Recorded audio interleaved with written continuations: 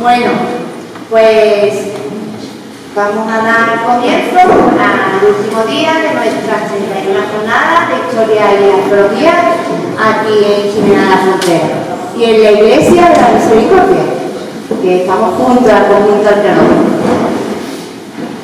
Me vaya a permitir que diga unas palabritas antes de la presentación de esta ponencia tan esperada y que nos hace pues verdaderamente ilusión que la primicia pues nos la dé aquí en donde tenemos a la mano. Hoy no estamos aquí solos para asistir a una charla académica. Estamos aquí porque nos importa, porque sentimos que la Laja Alta forma parte de lo que somos como pueblo. Hablar de ella es hablar de un enclave único en el sur de la península ibérica, un abrigo con representaciones rupestres que desde su descubrimiento ha sido objeto de debate y admiración. Durante décadas la atención se centró casi exclusivamente en el análisis formal y temático de sus motivos parietales, especialmente las embarcaciones. Pero quedaba una pregunta abierta. ¿Qué más nos podía contar este lugar? Una afección reciente de los niveles superficiales del abrigo permitió vislumbrar la posible presencia de restos arqueológicos asociados, y esa circunstancia dio lugar a la primera intervención arqueológica realizada en 2025.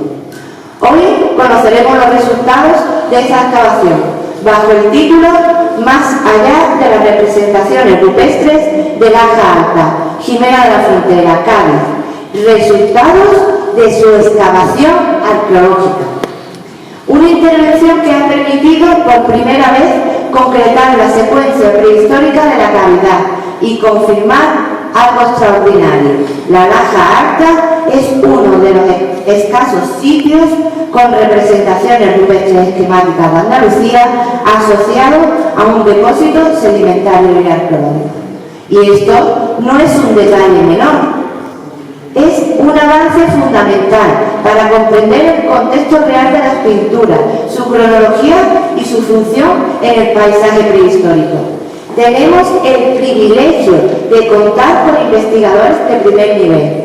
David García González, licenciado por la Universidad de Granada, con amplia experiencia en yacimientos de la Edad del Bronce, como Castellón Alto o la Motilla de Azuel, miembro del equipo del uso y actualmente adscrito a la Escuela de Estudios Árabes del CECID.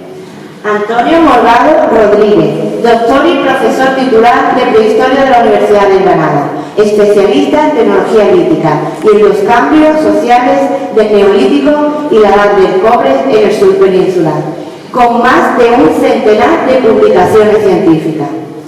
Además, la jornada se completa con la ponencia Novedades sobre la navegación prehistórica atlántica y mediterránea, una intervención que sitúa a Laja Alta en un contexto mucho más amplio, dentro de las dinámicas de navegación prehistóricas euromediterráneas, ayudándonos a entender de lo que ocurre aquí no es un fenómeno aislado, sino parte de procesos globales de interacción a larga distancia. Esta conferencia estará a cargo de don Eduardo García Alfonso, doctor de la Universidad de Málaga y actual jefe del Departamento de Difusión del Museo de Málaga, especialista en procesos de interacción mediterránea y expansión fenicia y griega. Pero más allá de los nombres, de los currículos y de los títulos, que son impresionantes, lo verdaderamente importante es que la Laja Alta deja de ser un conjunto de pinturas admiradas para convertirse en un yacimiento arqueológico, con contexto, consecuencia y con una dimensión científica mucho más profunda. ¿Y eso a qué nos obliga? Pues nos obliga a protegerla mejor, nos obliga a planificar su conservación, nos obliga a entender que no basta con intervenciones cuando hay una urgencia. Laja Alta no es solo pasado, es presente y es responsabilidad colectiva. Que esta jornada no sea un punto final tras una intervención de urgencia, sino el contexto de una etapa de mayor conciencia, mayor seguimiento y mayor compromiso institucional y social. Gracias al equipo por su rigor, gracias a quienes trabajan por la protección del patrimonio y gracias a todos ustedes porque el estar aquí hoy, su presencia también es una forma de defensa. Muchas gracias y os dejo con nuestra esperada política.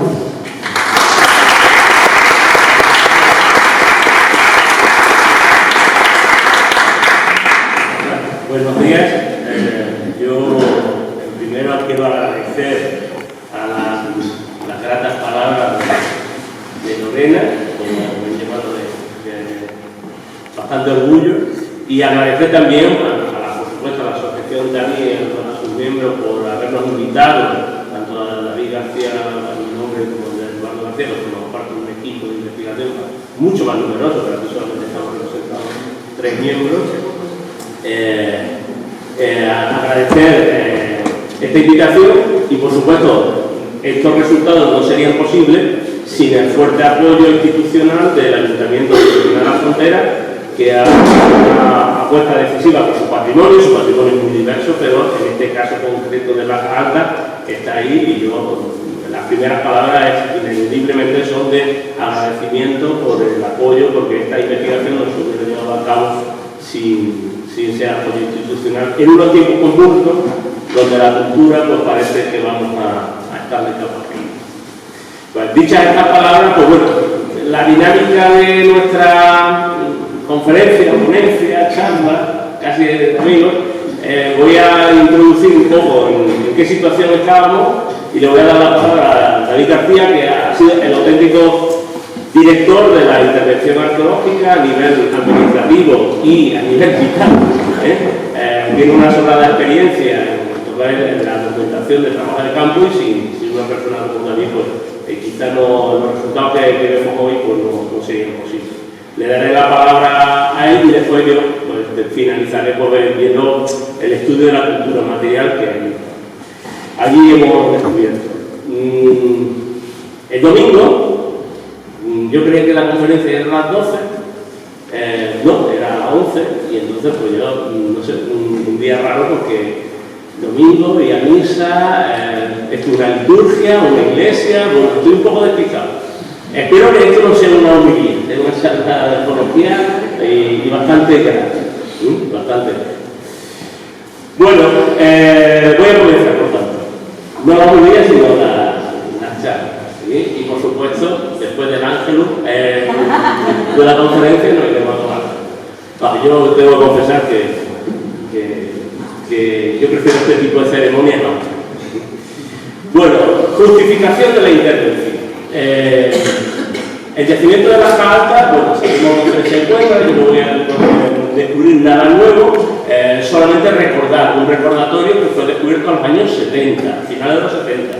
Y hay 2 publicaciones que tienen un poco los primeros cálculos que se hacen por Corzo y Hitler, desde el Museo de Cali, y después Cecilio Barroso, que tengo que confesar ha sido mi padre arqueológico, no mi maestro, pero mi padre, bueno, yo me conocí siendo un niño, y él fue de los primeros que hizo, y el cálculo que tienen ahí de 1980, publicado en la revista del Film, es el mejor y más verosímil o fidedigno que se pudo realizar en esa época. Desde entonces se han generado infinidad de publicaciones y de referencias. ¿Por qué? Por las transacciones, ya lo ha dicho Lorena, y ahí es de sobra conocida. La excavación que llevamos a término fue gracias a que es una continuidad de nuestra investigación que comenzó a partir de una idea que surgió en el Congreso de Prehistoria de Andalucía en 2013 por Eduardo García, que organizó el Congreso, sí, sobre retomar un tema que estaba ahí un poco dejado de la mano de Dios. Quizá porque otros investigadores se han centrado en este ámbito territorial, pero en otros abrigos, y Las Altas siempre habían quedado como rara avis allí. Bueno, pues desde entonces hicimos una propuesta de investigación en el abrigo, y dentro de esa propuesta los primeros resultados fueron publicados en el 2018, en el cual, pues bueno, todo eso que se veía, se ponía en contexto porque no había una realidad topográfica de las representaciones. Uno de los elementos fundamentales para entender las representaciones es en qué espacio, lugar o contexto se sitúa. Bueno, pues esa era nuestra idea y bueno, los resultados lo tienen ahí visibles. En esa intervención de documentación ejecutada en el año 2013, descubrimos, bajo nuestra sorpresa en esa documentación, el panel que tienen que se puede ver ahí, puesto por el Parque de los Altos Locales, pues había afectado a sedimentos. Y entre esos sedimentos, pues aparecía cerámica. Nosotros pudimos fechar la cerámica por unas técnicas que después veremos. Y ahí se quedó en suspenso de aquí puede potencialmente haber restos arqueológicos. Con esta idea se publicó y después de una investigación se inicia, pero nunca se sabe cómo acaba, pues hemos seguido cejando en el empeño de profundizar en esos datos, que nosotros estamos plenamente convencidos de sus conclusiones, porque no podíamos ir en contra de esas primeras conclusiones arqueométricas, ¿sabes? De dataciones absolutas, tanto de los pigmentos como de las pinturas, del análisis espectrométrico, que ya no vale decir, no, es que el rojo se parece al rojo, no, hay que poner ciencia en un ámbito, en la arqueología, donde estamos somos de humanidades, escasamente acostumbrados a eso, y obviar los criterios de autoridad de que si el estilo, etc. Bueno, nosotros pusimos datos sobre la mesa, ya sabemos el recorrido posterior de que ha tenido polémica, que bienvenida sea, pues hay que decirlo, dicho sea de paso, ¿por qué? Porque nos permite ir a profundizar un poco más. Y a partir de ahí generamos los objetivos de una nueva intervención que intentaba esclarecer qué hacía este trozo de cerámica en superficie que potencialmente podría estar revuelto por la colocación del panel informativo juntamente en un lateral de la zona. Yo le voy a dar la palabra a David García, que es el que elaboró el proyecto y ejecutó y dirigió la excavación. Bueno, Antonio remarca mucho de la dirección de la intervención, pero bueno, esto es una cuestión administrativa y de papeles, porque bueno, una de las cosas que tiene la arqueología, igual que lo tienen otros muchos trabajos, es que es un trabajo en equipo, ¿no? Nosotros eso lo tenemos muy interiorizado y lo tomamos muy en serio, y realmente cada uno cumple una función, ¿no? en la investigación y bueno, la dirección pues no deja de ser más que una cuestión administrativa a modo de justificar algunos papeles, ¿no? Bien, como ya ha explicado Antonio, el objetivo de la excavación estaba muy centrado en la corroboración, primero de la afección que se había producido en el yacimiento por la colocación del cartel y de otros elementos de protección, como podía ser la propia verja o los propios elementos que la sustentaban. Y luego, bueno, aprovechando esto, corroborar si realmente existía una secuencia estratigráfica, es decir, si del interior del abrigo al exterior del abrigo estos restos arqueológicos que se habían visto en superficie estaban integrados dentro de una secuencia arqueológica y la posible definición de una estratigrafía que diera también argumentos para poder complementar la información que las propias pinturas, el propio estudio de las pinturas había dado, poder complementarla pues, con unos materiales arqueológicos y con una asociación a una secuencia estratigráfica.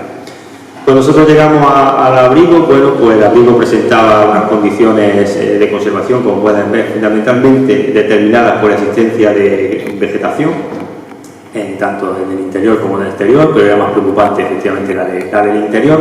No era vegetación de mucho porte, pero bueno, siempre la vegetación causa afección sobre los niveles arqueológicos y sobre todo en este caso también incluso sobre la propia visibilidad de las pinturas, ¿no? Que en algunos casos eran incluso tapadas por esta vegetación de porte arbustivo, ¿no? Que había dentro, ¿no?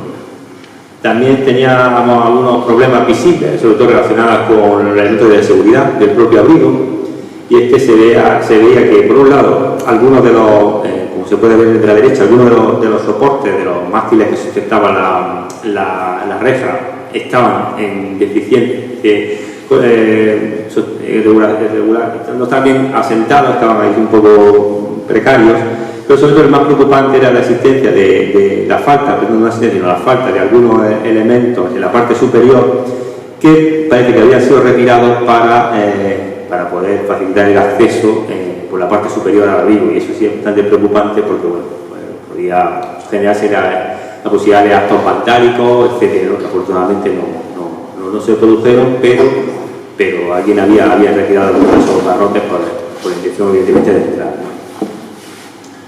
Luego también, bueno, hay un problema, ¿no?, en relación a la conservación de las propias pinturas y sobre todo del soporte en el que están las pinturas realizadas, ¿no? Y se pueden observar por algunas excavaciones y algunas pérdidas de material, ¿no? Que, bueno, que es un elemento que habrá que tomarse en serio para el futuro, por el fin de que, bueno, de que esto no vaya más y se puedan perder más elementos de las pinturas, ¿no? Esto está producido por una serie de factores climatológicos, temperatura, etcétera, ¿no? Bien, ¿cómo planificamos la excavación? Bueno, pues la excavación no estuvo muchos días excavando, estuvimos prácticamente una semana, pero bueno, le sacamos bastante provecho a esa semana que estuvimos allí porque fue un trabajo muy intenso. Como ya sabéis, llegar allí no es fácil, así que bueno, hay que aprovechar todo el tiempo disponible. Estuvimos allí prácticamente de sol a sol y estuvimos tan metidos en el trabajo que incluso tuvimos una anécdota, y es que nos pilló allí justamente el famoso apagón, que paralizó todo el país, del que nosotros fuimos totalmente ajenos. Hay quien pensaría que cuando se produjo el apagón íbamos a volver a las cavernas, pero es que nosotros estábamos ya en las cavernas, ¿no? Y al estar en las cavernas nos hizo que no nos enterábamos de nada. Era un día de mucho viento y alguien sugirió alguna antena de telefonía se ha debido de caer con el viento y por eso nos hemos quedado todos sin cobertura con el móvil. Pues nada, allí estábamos tan felices hasta que llegamos al pueblo y ¿no sabéis lo que ha pasado? ¿No habéis enterado lo que ha pasado? No, ¿qué es lo que ha pasado? Bueno, ya nos enteramos de toda la movida. Entonces, pues la verdad es que siempre recordaremos con simpatía y siempre, pues, esta anécdota ya la hemos contado a todos los amigos, familiares de lugares, de que nosotros del apagón no nos enteramos absolutamente en nada. Estábamos metidos en la cueva, nunca mejor dicho. Sí, bueno, espacio de excavación, como ya sabéis, no es muy grande, entonces el equipo de trabajo se planificó como un equipo pequeño, en este caso de siete investigadores, cada uno con su tarea, cada uno con su función y bueno, ocupando tanto la parte interior como exterior. Digamos que la excavación se dividió en dos zonas, que denominamos sondeo 1 y sondeo 2. El sondeo 1, los límites estaban definidos por la propia estructura, la propia verja que delimitaba el abrigo, y el sondeo 2 estaba al exterior y estaba centrado fundamentalmente en el área de afección del cartel informativo, que era un poco la justificación también por la que se había desarrollado la intervención. Ahí tienen, por ejemplo, pues, tanto la planimetría, donde se justifican las dimensiones del sondeo 1, el sondeo 2, como la ubicación en la realidad, ¿no? Bueno, hemos puesto aquí algunas imágenes, un poco de desarrollo de la intervención, en este caso al interior del abrigo. El espacio era bastante reducido, la presencia de restos hacía que moverse era bastante complicado, así que los compañeros tenían que hacer algunas veces el verdadero ejercicio de saber dónde colocarse, pues, para no poder bueno, romper algunos de los restos o poder trabajar con comodidad, ¿no?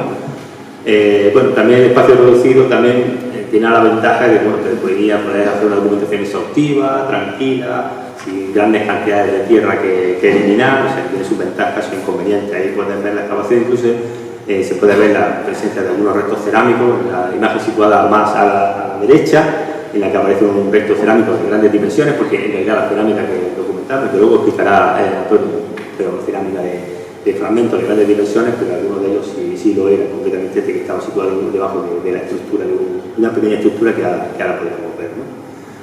En el exterior, bueno, los compañeros gozaban un poco más de espacio, de movilidad, pero bueno, también guardando todas las precauciones, ¿no? Ahí se puede ver también cómo se retiró el cartel.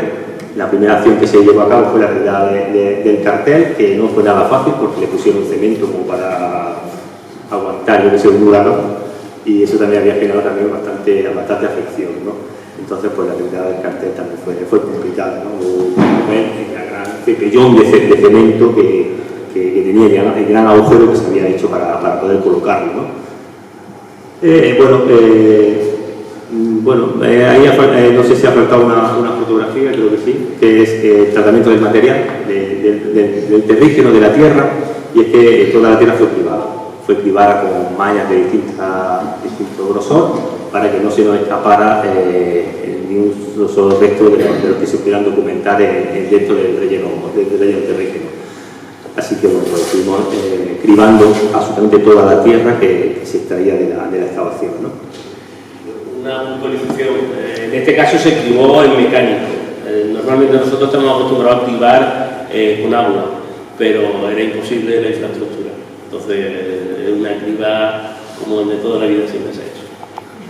Sí, bueno, se podría haber planteado, porque no lo hemos hecho en otras ocasiones, en habernos llevado todo el sedimento abajo, ya lo hicimos una vez, ¿no? Y la verdad es que fue una cosa totalmente épica, ¿no? Bajar todos los días con los sacos de sedimento hasta el pueblo para poder cribarlo.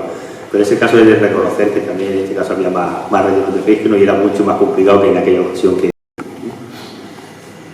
Bien, hemos intentado aprovechar las máximas posibilidades que las nuevas técnicas de la nueva documentación arqueológica, la tecnología nos permite poder desarrollar, para poder intentar no solamente hacer una documentación exhaustiva del registro arqueológico, sino poder tener luego también datos suficientes para seguir trabajando, ya no solamente en campo, sino también en el laboratorio, sobre todo el contexto, ¿no? Hemos realizado una exhaustiva documentación fotogramétrica de todos los niveles que hemos excavado. La fotogrametría es una técnica que, bueno, seguramente ya muchos de vosotros ya la habéis escuchado, que se utiliza últimamente en arqueología de forma intensa, que consiste en la realización de numerosas fotografías de la zona que están reflejadas en ese cuadro que se ve. Cada cuadrito azul es una de las fotografías que se realiza. Con todas esas fotografías se realiza un único mosaico, una única imagen, de la que se genera una malla en 3 dimensiones, que es la que está en la figura de arriba a la derecha, a la que luego se le añade la textura, en la textura real, de forma que podemos conseguir una imagen, por un lado en 3 dimensiones, del contexto que se ha documentado, de generar también una ortofoto, es decir, una imagen ortorrectificada, plana, y además que se pueden tomar medidas. Métricamente tú puedes tomar medidas exactas sobre ella. Es una forma, ahora lo veremos, gráficamente, de poder llevarte casi el yacimiento a tu casa. Esto es una frase muy usada cuando se habla de arqueología, que la arqueología es una ciencia destructora, es decir, cuando estás excavando el yacimiento, definitivamente lo estás destruyendo, ¿no? Siempre se pone el símil del libro que estás leyendo y que cuando terminas la página la arrancas y esa página se pierde, ¿no? Bueno, esta sería una forma de conservar esa página y de poder leerla todas las veces que tú quieras, ¿no? De esa forma podemos tener todos los datos en el laboratorio. También hemos cogido toda esa información que cada vez las nuevas tecnologías nos ofrecen muchas ventajas, pero también nos ofrecen mucha información, ¿no? que tenemos que gestionar y almacenar, porque si no es una verdadera locura, ¿no? Entonces hemos integrado toda esa información en un sistema de información geográfica en el que hemos integrado todos los dibujos, plantas, cotas, tipos de materiales, ubicación de estos, etcétera, de forma que podamos tener un acceso rápido a toda la información que se genera. Ya cualquier intervención arqueológica, aunque sea de una semana, genera toneladas de información, ¿no? Que debe ser gestionada. Bien, en el caso del exterior del abrigo, la intervención fue un poco más, entre comillas, ligera, no se excavó tanto, o sea, no se limpió ni excavó tanto como el interior, pero bueno, también tuvimos la oportunidad de documentar una gran cantidad de restos cerámicos, de los que luego Antonio nos hablará tranquilamente, más exhaustivamente. Se pueden ver que están totalmente referenciados y ubicados en el espacio, ¿no? Ya si nos centramos en el abrigo, en el interior del abrigo, si ya ponemos las imágenes del PowerPoint. Por favor, vamos a dejar este programa, puede que sea un programa pequeño, un problema técnico, pero no falta absolutamente. No va a pasar nada.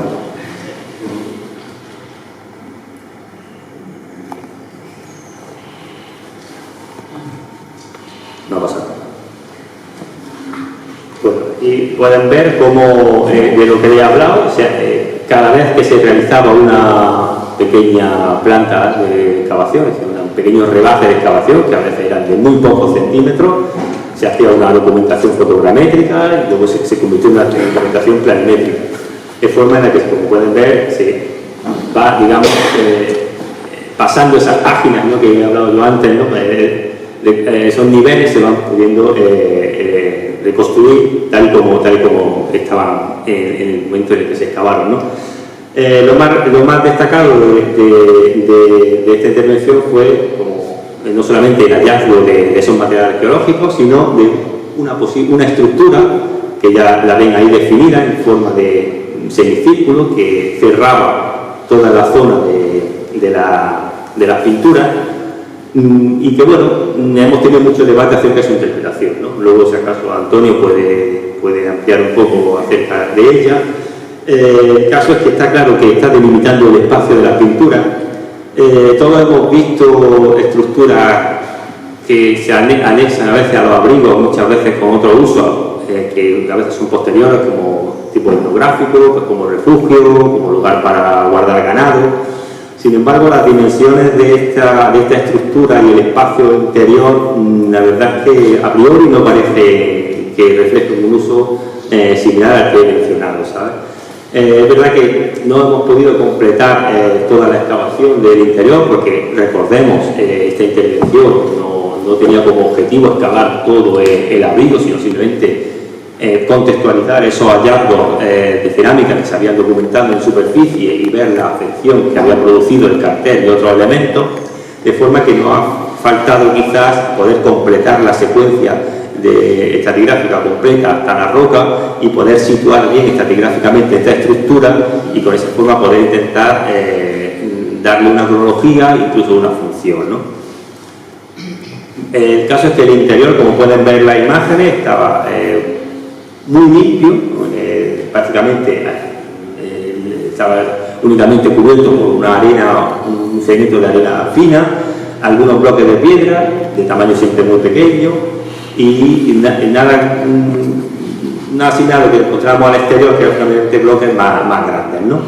Pero bueno, lo que queríamos mostrarle aquí también no solamente era un poco el contexto arqueológico que nosotros definimos, sino también un poco pues, la metodología que usamos para poder documentar el interior, que como pueden ver pues, bueno, se puede reconstruir de forma exhaustiva, ¿no? Podemos luego en el laboratorio volver a reflexionar sobre la excavación y sobre lo que se documentó en ella, ¿no?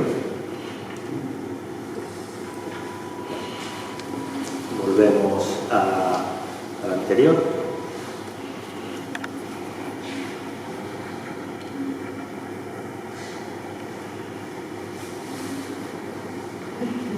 Este fue el estado final en el que se quedó el interior del abrigo una vez que se realizó la intervención. No es el estado en el que lo dejamos, nosotros lo cubrimos con geotextil, con tierra, para proteger de la erosión y de demás temas en el contexto del que se había excavado.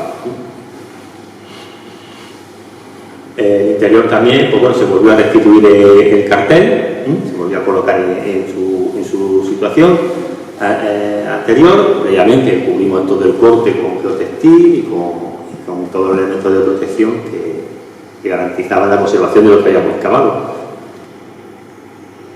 Y bueno, ya finalizo un poco mi intervención, le devuelvo la palabra a Antonio para que un poco pues, cuente acerca de los resultados de esa intervención arqueológica que yo he intentado resumir lo más posible. Bueno, David ha hecho la parte bonita, tiene la parte más fea. O sea que al final de la excavación el abrigo está igual. Evidentemente habrá un informe definitivo que entregaremos este año a la Delegación del Patrimonio Histórico del Museo de Cultura de la Junta de Andalucía, en el cual sugerimos la mejora porque hay problemas de estabilidad incluso del cierre del abrigo, ¿no? Entonces lo hemos dejado tal cual. Supongo que este año iremos para ver si con el episodio de lluvia que hemos tenido pues si los geotextiles pues, siguen respetando o ha habido un lavado porque es una intervención reciente y las tierras no están totalmente asentadas. Vuelvo a reincidir en ello. Estos son resultados preliminares. ¿Por qué? Porque la secuencia estratigráfica no se ha agotado. Se ha visto claramente que en el interior del abrigo, sondeo 1, se ha hecho casi una limpieza y se ha visto que efectivamente tiene profundidad. Y se ha comprobado que los restos arqueológicos que están al exterior proceden de un vaciado secular milenario del abrigo. O sea que el abrigo en su momento tuvo que tener una serie de elementos artefactuales, cerámicos, que después progresivamente han sido vaciados o desplazados de su... Queda la posibilidad que esto es lo que pasa en el interior del abrigo y hacia la ladera, hacia su izquierda. Hacia la derecha pensamos que hay una montonera de materiales bastante considerable que no cabe haberlo encontrado ahí y está ocultando muchos más restos arqueológicos hacia la derecha del abrigo. Pues evidentemente eso está totalmente sellado y puede estar ahí para reserva para el futuro. Con lo cual, intervenciones futuras deberán completar la secuencia estratigráfica. Porque nuestro objetivo está claramente cumplido en cuanto a una primera intervención no violenta, no muy agresiva sobre el abrigo y respetando los valores singulares de la Jabalta. Se ha recuperado, fíjense, es una semana de trabajo, una semana y más contada. En jornadas de trabajo, y como han visto, es prácticamente nosotros cepillamos el suelo, jornada de trabajo intensiva desde por la mañana hasta que nos permitía el amable conductor que nos llevaba ahí, nos transponía allí, pero nosotros hubiéramos continuado incluso a agotar las últimas horas de sol porque no teníamos más tiempo dentro de nuestra agenda. Entonces, los objetos recuperados han sido 237. De esos 237, la inmensa mayoría, prácticamente más del 80%, casi el 90%, son fragmentos cerámicos. Y aquí no voy a distinguir, porque eso es un cómputo global. Hay elementos del segundo grupo en importancia, son los elementos líticos tallados y pulimentados, y después aparece un único fragmento, que son testimoniales de vidrio, ahora veremos de qué naturaleza, un elemento plástico, veremos en la naturaleza, y un metal que es una anilla de hierro. Y hay otros, en otros, pues es un cajón desastre porque son fragmentos de pared que nosotros pues llevamos al laboratorio para analizar. ¿Vale? Entre los 215, que es la práctica totalidad de los elementos artefactuales que hemos recuperado y que tenemos actualmente en el Laboratorio de Prehistoria y Arqueología de la Universidad de Granada, podemos distinguir dos grupos. Los fragmentos cerámicos con elementos cinéticos de rotación, que llamamos torno, son un 11%, y los sin energía cinética de rotación, que es el 88%. O sea que prácticamente la totalidad de fragmentos están hechos a mano, con cocción inoxidante, lo que nosotros llamamos cerámica prehistórica. Yo no lo he puesto ahí para no llamar a un poco predisponer a que sean prehistóricos, son prehistóricos, ¿no? Pero nosotros llamamos a partir de la tecnología, sin elementos cinéticos de rotación, ¿vale? Hay un porcentaje, ese porcentaje hay también de 11% que están hechos a torno, veremos que son muy variables. Y, ojo, esto es un cómputo a nivel de individuos, pero en cuanto al peso es muy diferente. ¿Por qué? Porque los fragmentos históricos son de muy escasa entidad. Como bien ha dicho David García, nosotros hemos cribado exhaustivamente todo. Y ahora verán que el nivel de detalle y de precisión que no se ha escapado absolutamente nada, o por lo menos, todos somos humanos, hemos intentado que no fuera así. Muchos de los fragmentos de ese 11% a torno, pues obedecen a la rotura de algún cacharro puntual, algún fragmento de alguna vasija. Pero no es comparable con la cerámica prehistórica. Con la cerámica prehistórica hay un único elemento puede ser de considerables dimensiones. ¿Vale? Los restos orgánicos, curiosamente, que era uno de los objetivos de las excavaciones de recuperar restos orgánicos o para la datación, hay una ausencia absoluta de restos óseos. No hay ninguna simple esquirla. Esto puede ser debido al tipo de suelo edáfico, pues son las areniscas del aljibe, son bastante ácidas y pues, posiblemente degradan o corroen todos los elementos óseos. Los elementos óseos para nosotros son muy importantes porque nos permiten aplicar carbono 14 de datación directa sobre este elemento material, ¿no? Sin embargo, por otro lado teníamos la presencia de carbono. Bueno, eso sí se han preservado por la combustión y en todas las unidades estratigráficas, desde la superficie combustiones relativamente modernas, hasta los niveles profundos que son exclusivamente prehistóricos, hay presencia de carbón. Bueno, ese es el único elemento que tenemos para datar, pero recuerdo que el carbón es pues, madera combustionada y que algunas de ellas pueden proceder, porque no hemos detectado ningún hogar de combustión de origen antrópico. Incluso la cerámica prehistórica se ve quemada. Entonces nos planteamos a qué obedece esa combustión. Si son durante miles de años, pues a incendios en la zona, y esos incendios pues tienen su huella. O sea, puede ser, pero no, de momento no podemos. Lo que sí es que el carbón en todas las unidades aparece. Y es el único elemento que tenemos a seguir fechando, desafortunadamente. No hay tampoco otro elemento biológico como malacofauna, etc. Con lo cual, toda la interpretación sobre el aja alta tiene que estar basada en la cultura material, en ausencia de restos de comida, etc. Le voy a presentar la cultura material más tipologable, porque sería muy largo de extender. Iba a poner alguna foto para que vean cuando limpiamos el material, pues sobre el suelo pues hay un centenar de restos, la mayoría amorfos. Pero dentro del abrigo, que curiosamente potencialmente apenas se ha bajado, unos 15 centímetros, apenas se ha bajado tal, ahí hay cerámica muy bien conservada, muy tipologable, lo tienen ahí en el sondeo 1 del interior del abrigo, donde aparecen formas abiertas de tipo de plato, sin borde engrosado, formas ovoides y algún tipo de cazuela abierta.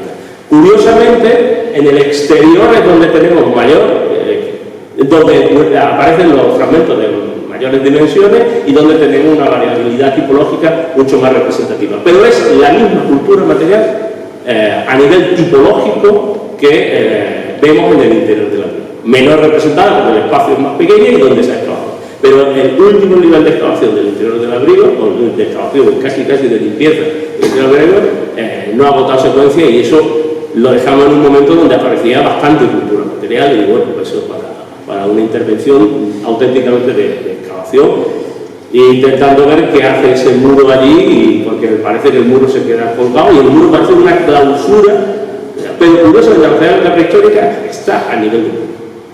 ¿Ya? El material no baja de arriba, de abajo a arriba, sino el material estará allí y el muro parece de contención de aquello. Quizá en el momento final de la ocupación prehistórica, o posterior, eso no lo tengo claro. Toda esta cerámica del exterior del abrigo, les recuerdo que fue motivo de la intervención. Perdón, me estoy yendo. Ay. O sea, me van a disculpar, pero tiene un recuadro en pequeñito que por la animación pues sea descuidado. Bueno, le indico, ese recuadro es para recordarles que uno de los fragmentos ha sido fechado por termoluminiscencia. Tenían los valores. La termoluminiscencia se ha desarrollado en el laboratorio de la Universidad Autónoma de Madrid, en el cual los sedimentos ven la excitación de los cuarzos que aparecen en el sedimento y sus valores isotópicos se comparan con los de la cerámica. Entonces, los valores isotópicos del sedimento y los valores isotópicos de la cerámica son contrastables. ¿Qué quiere decir? Que efectivamente la datación obedece a cuándo fue expuesto a la radiación esos cuarzos de la cerámica. La radiación en este caso es de la alteración por la luz solar o la combustión. Y es contrastable con el sedimento, con lo cual la datación es fidedigna. ¿Qué fecha? Pues 5100 antes del presente, que en términos sería una horquilla, más o menos 300 y pico de años, que sería entre el 3500 y el 2800 antes de Cristo. Bueno, es asimilable a la tipología que vamos a ver. Asimilable dentro de que estaríamos en momentos de finales del cuarto milenio y tercer milenio. Toda la datación tiene que ser relacionada con reservas. ¿Por qué? Porque un único elemento datado tiene que ser corroborado en la ciencia, en el presupuesto máximo, que mientras más pruebas eliminan la aleatoriedad de que obtengamos valores espurios o valores fuera del rango. Bueno, futuras dataciones, pero les prevengo que las dataciones por termoluminiscencia son bastante caras Y si no tenemos otra cosa, pues ahora sí, estamos fechando de manera directa la cultura material. Y en este caso, pues bueno, tiene que ser corroborado. Y estaríamos dentro de un rango de cerámica prehistórica de momentos de transición entre el neolítico y momentos antiguos de la edad del bronce. Vamos a ver ahora, presentado globalmente, el conjunto y la datación de esa cerámica previa, el uso de ladrillo, los distintos usos o presencia humana que ha tenido el ladrillo a partir de lo que tenemos en la cultura material. He dicho que nosotros estamos haciendo investigación en este momento de espaldas a la pintura rupestre. La primera ocupación del ladrillo es este momento que ha fechado la cerámica. Como he dicho, no agota secuencia. Puede haber momentos más antiguos. No, en ciencia o en arqueología no se debe afirmar, si no hay evidencia, no hay afirmación posible. La ausencia de evidencia no es la evidencia, no es una prueba. Con lo cual, de momento, solamente se puede indicar que la ocupación más antigua pues, es de estos momentos en el cual le he dicho la datación, entre el cuarto y el tercer milenio. ¿Futuras investigaciones corroboran que hay niveles? Bueno, pues será el futuro, pero yo no puedo indicar nada más que los datos que tenemos. La tecnología es muy de estas cerámicas, opciones totalmente, reductoras, con un ligero tratamiento. No hay cerámica pulimentada, no hay un tratamiento de la superficie totalmente pulido, con lo cual estamos con las características técnicas de este momento que estoy indicando. En cuanto al material, y ahí tienen un resumen, es curioso porque es muy poco material líquido para los momentos que estamos manejando. En sílex, que no es de la zona, tiene que proceder de fuera, nosotros hemos analizado uno de los sílex y de las materias primas del sílex, y coincide con una formación radioanalítica que puede ser perfectamente del campo de Gibraltar y de la zona. No hay sílex que sea exógeno, porque yo soy especialista en tecnología lítica y conozco un poco del tema, ¿no? Hay algunos otros sílex que son de muy pequeñas dimensiones e incluso vuelven a estar quemados. O sea, hay un fragmento de la mina que está totalmente achicharrado, prácticamente totalmente quemado, y entonces no se reconoce muy bien la materia prima. ¿Por qué está quemado? Bueno, eso es una cuestión, ¿no? Aparece también como otro elemento dentro del neolítico esquisto, fragmentos muy pequeños de esquisto. Uno de los esquistos, no lo voy a poner aquí porque si no sería eterno, presenta un grabado. Como hipótesis, porque no tenemos un fragmento apenas de 1 centímetro, puede obedecer a fragmentos de ídolo-placa. Algunos hay un borde, que el borde se ve perfectamente tallado, y otro está grabado. El sílex se le ha acompañado de la cuarzarenita. La cuarzarenita es una roca que algunos le dicen aquí arenisca silicificada, y otros le llaman un nombre horrible que es protocuarcita. No, eso no existe, la protocuarcita, que se lo geólogos. Pero bueno, se publica en una materia prima unida aquí y está muy presente y prácticamente incluso también son lascas lo que hay, lo que domina la tecnología de la lasca.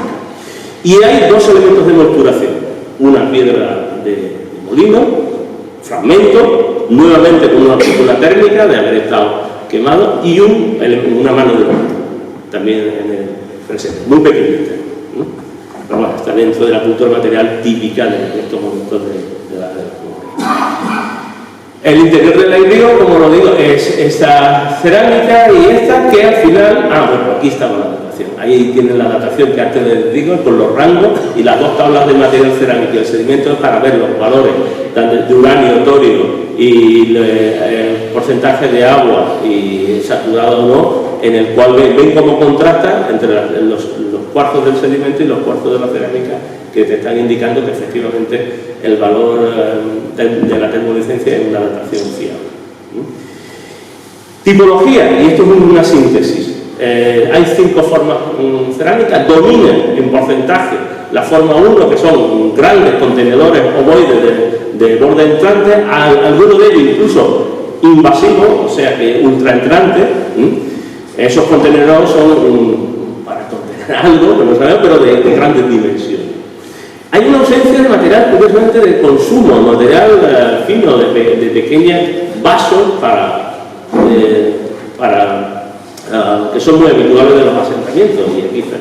Y esas ollas o bollos cerradas se ven acompañadas de forma, tipo de cazuela de grandes dimensiones, orzas incluso, con borde exvasado.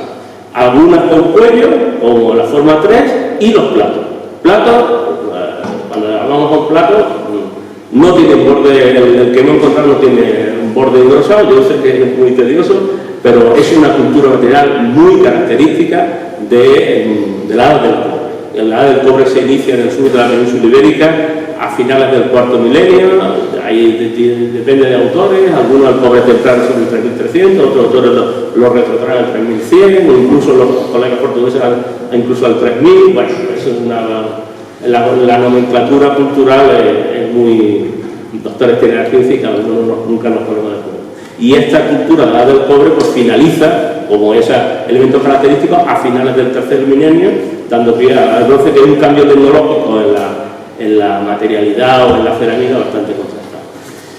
Cultura material de Caja Alta que no es nueva, ahí tienen algunos otros yacimientos, pues yo solamente el título ilustrativo, si hablamos de paralelo, pues los Algarve en la tumba 4 de Tarifa, que son las mismas formas cerámicas, que tiene una adaptación, que no la voy a poner aquí, donde está con los colegas Vicente Castañeda de la Universidad de Cádiz, que es la ilustración que aparece ahí, pues ha fechado prácticamente con eso, mediados del tercer milenio. La recientemente desaparecida María Lazares, del toro de Peñarroyo I, que fecha la edad del bronce, pero que es un hipogeo típicamente calcolítico, pues también tiene esta forma de platos abiertos y tal, o mi colega José Ramos Muñoz, también de la Universidad de Cádiz, pues, que publicó Los Chascones, yacimientos todos ellos que están en el entorno cercano, curiosamente, el entorno cercano en la provincia de Cádiz y que tienen esta forma cerámica. Lo que pasa es que en este caso son asentamientos o, mayoritariamente, tumbas. No, la Caja Alta no es una tumba, es un abrigo, pero es la misma cultura médica. O sea, estamos ante la misma entidad social, o sea, que los que presenciaron, frecuentaron o fueron a la Caja Alta esporádicamente, pues son personas integradas en redes sociales de esta materialidad, de esta cultura material o de esta entidad social que llamamos el dejamos la prehistoria, que curiosamente es la parte ventral. ¿Qué pasa después que el abrigo parece ser que no hay ninguna ocupación en la edad del bronce? La cerámica del bronce es muy característica y en el momento que hubiéramos tenido un fragmento, pues lo hubiéramos visto. ¿Hasta qué?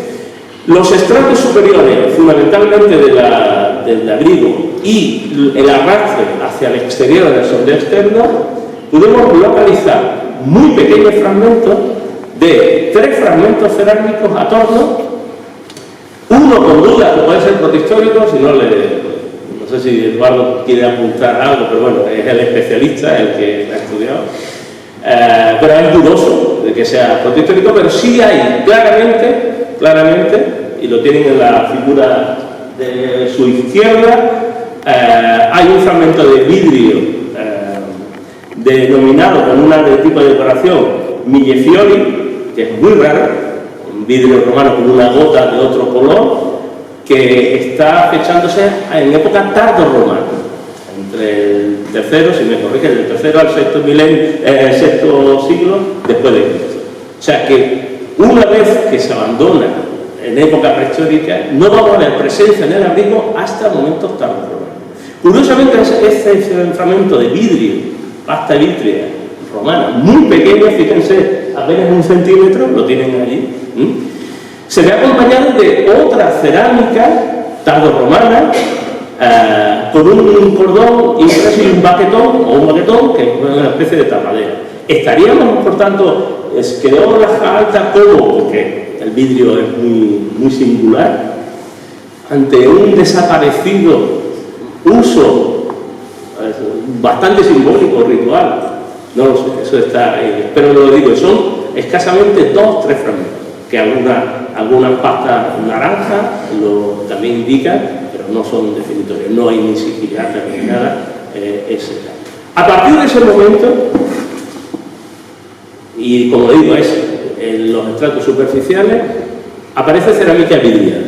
Pero esta cerámica viridiana característica de los siglos, a partir de los siglos XVII, XVIII, XIX. Es la típica cerámica común de cocina, mal cocida, con el vidriado interior, el vidriado interno, que podemos ver a nivel etnográfico en ciertos museos, y que aquí, bueno, son una frecuentación de ese abrigo una vez que ya está prácticamente a la intemperie, ¿no? Hay distintos fragmentos, pero curiosamente los fragmentos corresponden a algún pequeño elemento de cocina que se rompió y desplazó los materiales en la ladera. Estaban bastante concentrados en la zona externa. Desde época tardorromana hasta esos siglos VI, hasta el siglo XVII y XVIII, no vemos ninguna otra evidencia material en el libro. Hay una figura un poco controvertida, porque nosotros hacemos grabaciones y hay que documentarlo todo, no se puede tirar nada a la cerrera, o por lo menos de manera consciente. En la derecha ven ustedes como el otro uso de la briga en el siglo XX-XXI. ¿Qué hemos encontrado? Bueno, ¿lo reconocen? Pone bolivic. En la pasta ya está amarilla, pues esto se identificaría en la presencia de los investigadores que han ido, o personas que están allí y han dejado su huella. Esto que parece anecdótico, parece anecdótico, no lo es tanto, porque nos da una perspectiva, digamos, de ejemplo metafórico de que nuestra presencia en el ámbito del espacio natural, dejamos nuestra huella. Una vez orgánica, desaparece, y otras materiales, porque los materiales son duraderos. Pues igual que vemos que cuál es nuestro impacto cuando vamos a ver laja alta, en este caso fue un bolígrafo BIC, pues eso es lo mismo que estamos viendo en época histórica, ya sea de la cerámica, de algún labriego que pasó por allí y se le rompió el cacharro, o ya en época romana es más difícil, pero hay que explicar muy bien ese fragmentito, pero solamente aparece un fragmento y lo hemos privado absolutamente todo. Pero es la evidencia de algo muy puntual. Evidentemente no es nada comparable con todos los objetos. ¿Por qué? Porque laja alta se crea o se deja la huella humana cuando es muy frecuentada. ¿Y cuándo es frecuentada? Pues cuando se convierte en un lugar yo no sé decir de culto, porque es la hora que estamos en la sala, pero un lugar simbólico, significativo con esa representación.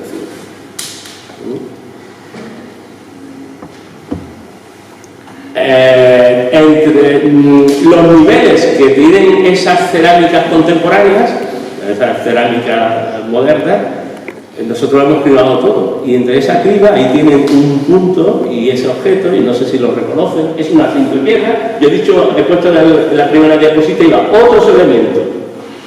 Dentro de esos otros elementos está un fragmento de pared, evidentemente está expuesto y se ha ido descascarillando, y es uno de los pocos fragmentos de pared que lo tienen el punto rojo señalado con su cota, y la microfotografía mediante microscopio binocular, en el cual son pigmentos.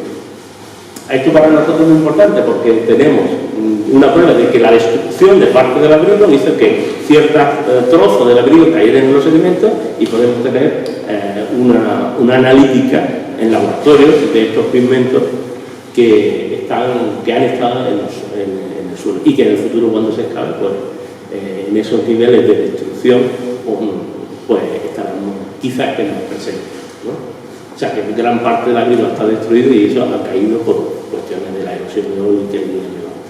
Bueno, pues esto sí que es una novedad, porque tenemos una prueba de la pintura en la huella arqueológica del propio abrigo.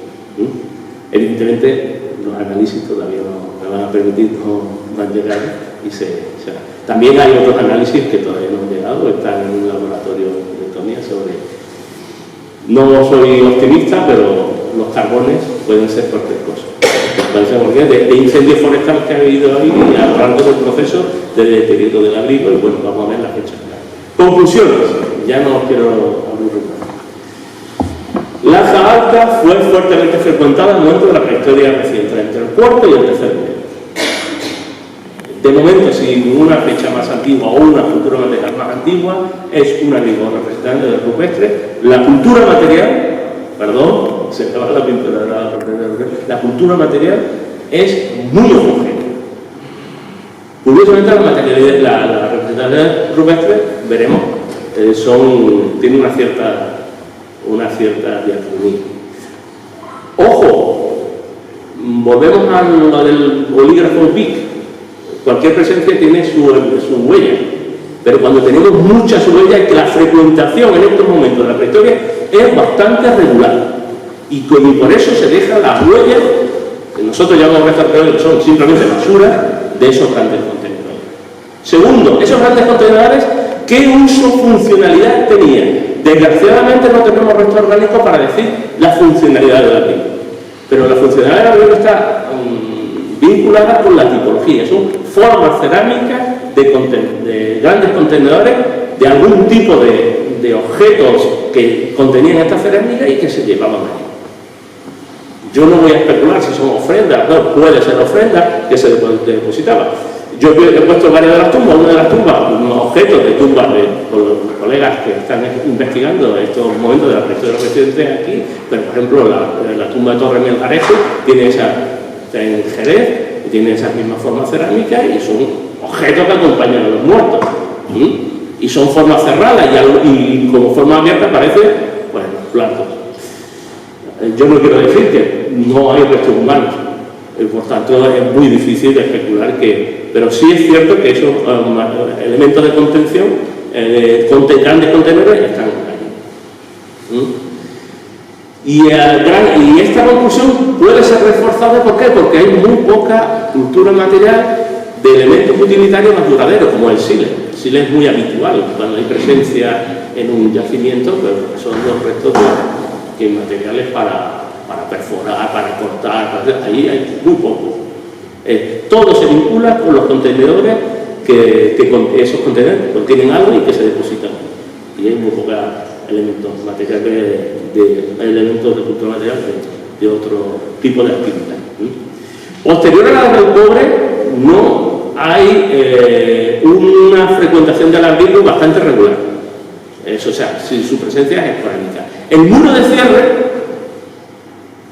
casi lo he dicho, es un cierre que culmina, por lo menos la cerámica prehistórica está tanto el muro está cerrando eso y por tanto hay cerámica en ese muro de cierre, pero también está por debajo. Parece que es un cierre del abrigo en un momento determinado. Es muy controvertido. Yo aquí no puedo decir que el muro sea prehistórico. Eso tendríamos que excavar y ver dónde se apoya y que realmente. Posiblemente en época tardorromana fue reconocido como un sitio singular y por eso aparece un elemento muy pequeñito, pero un elemento como el bolígrafo, sí, lo podemos otra vez porque es de nuestra cultura, pero es algo muy raro, un vidrio romano con una técnica muy específica singular. O sea que ese abrigo fue reconocido, pero eso no es lo puedo decir que eso es muy habitual. Los romanos, o en época romana, no ya desde el cristianismo, sino que frecuentaban los sitios antiguos de la memoria, que llaman ellos queraunias. Las queraunias son los talismanes que cogían, en Hispania se cogían muchos queraunias o talismanes de hachas pulimentadas y tal, como talismanes de alguna cultura o lo que sea, pero algún tipo de vinculación. Me recuerdo que en el dolmen de Menga las tumbas tardorromanas están en todo el túmulo del dolmen de Menga. Ya los cristianos o los musulmanes somos diferentes, somos monoteístas y lo antiguo pues lo eliminan, no quieren saber nada, o lo cristianizan, como en el dolmen de Menga hay una cristianización con una entrada a la izquierda. Solamente va a aparecer una nueva huella humana en el abrigo a a partir de época moderna vinculado con actividades rurales del siglo, época moderna, 17, 18, 19. Y evidentemente en época, a partir de su descubrimiento, pues hay una pequeña huella. Ahora, con esta información, tenemos que volver a ver al abrigo. Esta es la imagen del abrigo. ¿Les llama la atención algo?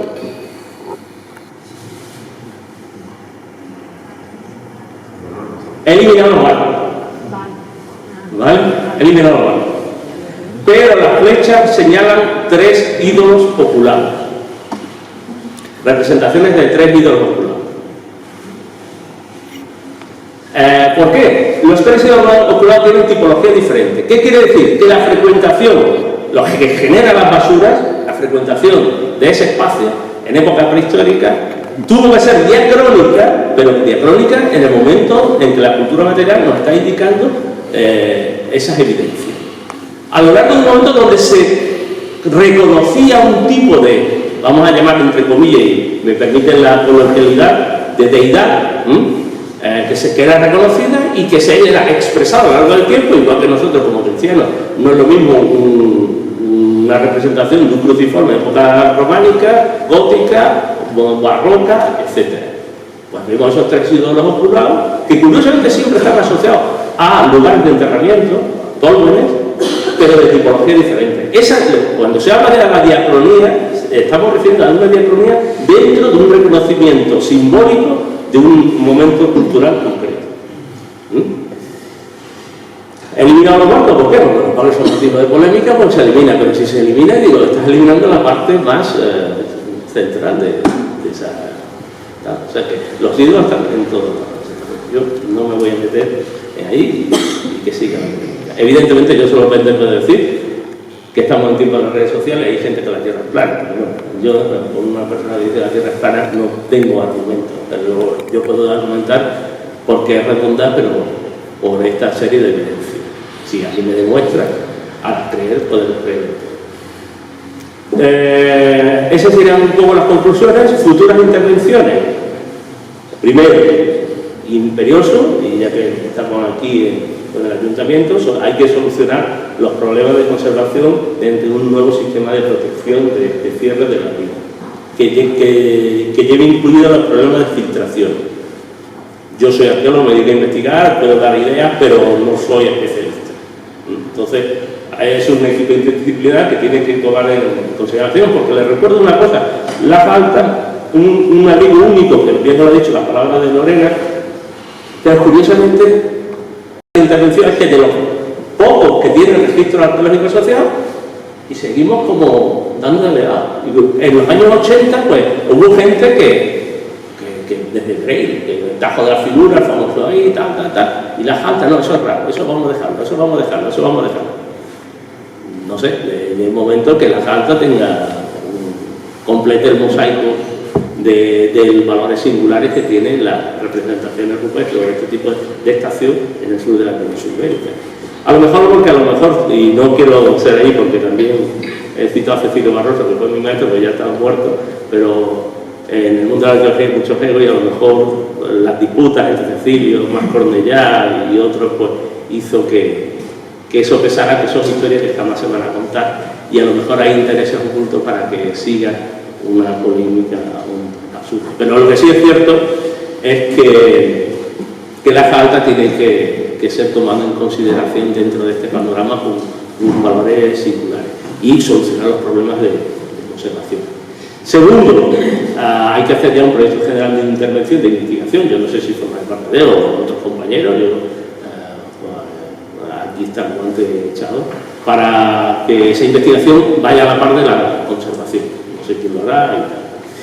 Y tercero, una cosa que yo reclamo, estoy investigando otro yacimiento, la titularidad de los bienes son bienes públicas. Yo soy abogo porque lo público es de todo, es un patrimonio que hemos heredado y que vamos a trasladar a las generaciones futuras cuando no estemos aquí. Pero esa es la única manera de hacerlo, es que pase a manos públicas ese patrimonio y que sea de todos los jimenatos, Pues que sea, por cuando dice, es público de la Junta, no, público es, entiendo que es de los ciudadanos. Y en este caso, los que habéis nacido aquí, y es el legado milenario de esta tierra. 2026, ya vamos a lo concreto, esos son objetivos. 2026-27 tiene que ser la publicación de estos resultados, que nunca todavía no están hechos. Esperemos que esté pronto ahí. Y el 2027 debe ser el arranque de un nuevo proyecto general de investigación, un proyecto de investigación integrado por distintos arquitectos, conservadores, arqueólogos, arqueólogas y yo no sé si nosotros estamos presentes, pero animaremos a los que estén que lo hagan y que sea un yacimiento que esté continuamente en la palestra, en los medios de comunicación, por las singularidades que es, porque podríamos estar ante no solamente el primer ámbito de representaciones rupestres de embarcaciones, sino también el yacimiento arqueológico con representaciones rupestres y restos arqueológicos asociados. Eso es un valor único, y que en otros sitios pues no basta. Pues otra vez ha saltado el protector de pantalla, perdona. Pues solamente agradecer el apoyo recibido y al Ayuntamiento de Jimena por haber apoyado esta investigación y la buena acogida que siempre tenemos cuando venimos a esta tierra. Muchísimas gracias.